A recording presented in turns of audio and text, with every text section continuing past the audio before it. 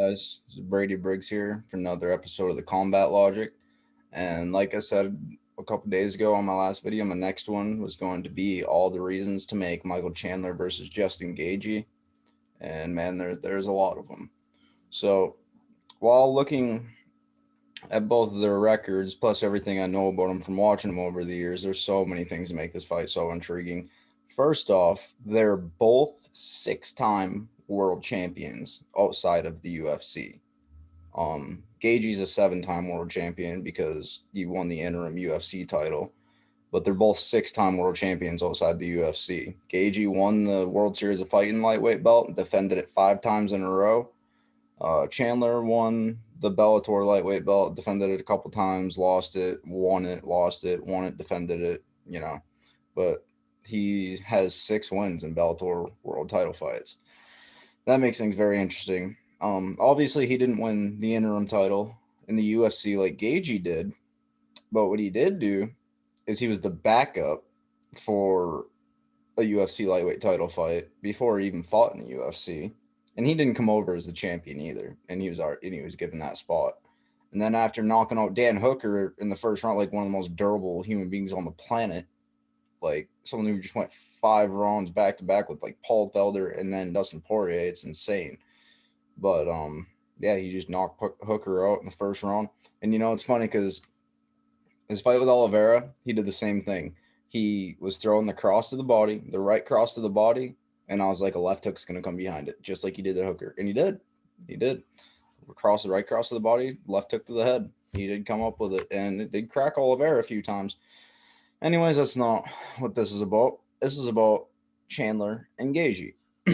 So aside from them both being six-time world champions, something that's interesting. Chandler opened up his career at 12-0, and Gaethje opened up his career at 18-0. Once they each lost more than once. Chandler lost three straight, and Gaethje lost two straight. Gaethje lost to um, Bellator lightweight champ and UFC lightweight champ Eddie Alvarez, and he lost to Dustin Poirier. He got knocked out in both of them. And Chandler lost a split decision to Eddie Alvarez in their rematch, which he could have easily gotten the nod in. He lost a split decision to Will Brooks, which he could have easily gotten the nod in. And then he actually got his ass beat in the Will Brooks rematch. So that's why, man, people shouldn't be so quick to dismiss Dominic Reyes. The same thing happened to Michael Chandler. That motherfucker just almost won the UFC belt on Saturday. So there's a couple things. They both are D1 wrestlers. Um, Neither of them are the best at it, but they're both really wicked athletes. And yeah, they're both D1 wrestlers. Gaethje finished in seventh place one time at nationals, which isn't placing, but he finished in seventh place. And Chandler is a two-time Big 12 championship silver medalist. So we got that going for him. Not to mention, like, look at their styles, man. Like these guys, like they've both had fight of the years. Actually, I looked it up. Chandler hasn't had any fight of the years, but like look at his first and second fights with Eddie Alvarez. How either of them weren't fight of the year is really beyond me. Gage's been in like four of them, like Eddie Alvarez, Michael Johnson, Dustin Poirier, Luis Palomino. Either the first or second time, I don't remember. Both those fights were pretty wicked. Yeah, dude, he's been in like four fights of the year. It's crazy. And yeah, he's refined his style a lot. He's not quite as reckless as he used to be. He's got he's always had good shot selection, but he's a little more careful now. But Chandler, the way he can strike while he's switching stances, as hard as he hits, Gaethje is there to be hit. Like that's what makes this so interesting though, because they're both knockout artists and they're both there to be hit. Like I'd say Gaethje's probably there to be hit a little more than Chandler, but Chandler's chin is more suspect than Gaethje's. Um, Another reason to make this fight, they are both coming off of UFC lightweight championship, like undisputed title fights, where both of them were finished in round two. That's another interesting reason to make this fight.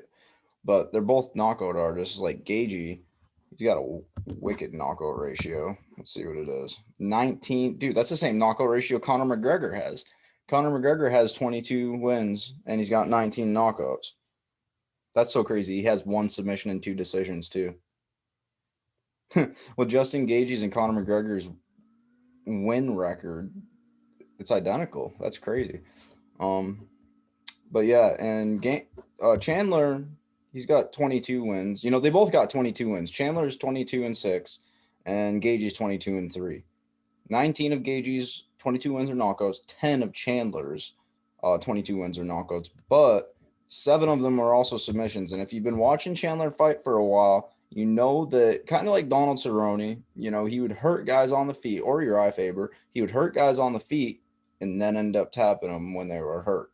So, like, at least 3 of those submissions came from him hurting the dudes on the feet. Let's see. Their frames make this fight pretty interesting because they both have 71-inch reaches. Gaethje's a couple inches taller, but Chandler, he's so good at getting his head off the center line while he throws. Like I said, he's so good at switching stances while he strikes. He's kind of like a lightweight Chad Mendes, I think. Not quite as good of a wrestler, but everything else, he's pretty much like a lightweight version of Chad Mendes with a little bit of Tyron Woodley in him in the sense of his shuffle step. The way he should, just like when he knocked out Dan Hooker. He throws the cross to the body while he's stepping, switching his stance. And then when he throws a left hook, it's not a lead left hook anymore. It's a rear left hook now. Like, the shit's confusing. It's a lot to pay attention to. And he's so good at it, dude. He's so good at it. And I'm very, very interested to see how this goes. I don't want either to lose, man. Like, they're both coming off losses, but there's just so many reasons to make this fight, dude. They're both 6-time world champions outside the UFC. Both are coming off second round finish defeats in UFC title fights. They're ranked number 2 and number 2 and number 4. Like, they deserve to fight each other. And honestly, like, Chandler should wait a little bit, help his chin recover a little bit. You know, at least have a couple months before it dives into training camp. The winner of Poirier McGregor 3 is going to get the next title shot against Oliveira, aren't they? So let that play out. And then the winner of this fight could be the number 1 contender after that. Or, you know, maybe Islam could get a fight, you know, besides Thiago Moises, you know, someone that's actually ranked, and then he could fight the winner of this fight or something. If someone actually steps the fuck up to fight the dude. That would be cool. But what do you guys think of this fight? It's like one of the best matchups in the entire sport that could be made right now, right?